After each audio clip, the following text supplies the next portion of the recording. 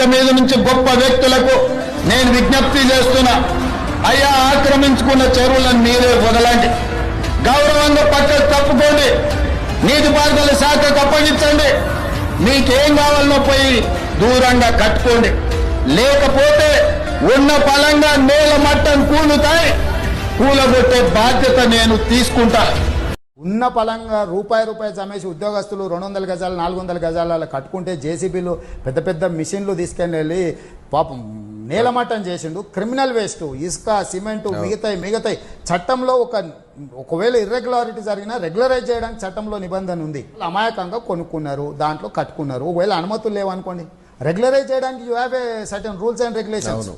Criminal waste గా మొత్తం ఉన్న పలంగా నేలమట్టం చేయాల్సిన అవసరం ఉందా సార్? ఇలా గవర్నమెంట్ స్కీమ్స్ అనౌన్స్ చేస్తుంది, మీరు గవర్నమెంట్ ల్యాండ్స్ లో ఉంటే మీరు రెగ్యులరైజ్ చేయించుకోండి, మీరు బిల్డింగ్లు కట్టుకుంటే రెగ్యులరైజ్ చేయించుకోండి. ఇంకోటి, నువ్వు అయ్యప్ప సొసైటీ కాడికి ఒక ఫార్ములా ఇచ్చేది ఉండే, కట్ ఆఫ్ డేట్ ఇచ్చేది ఉండే.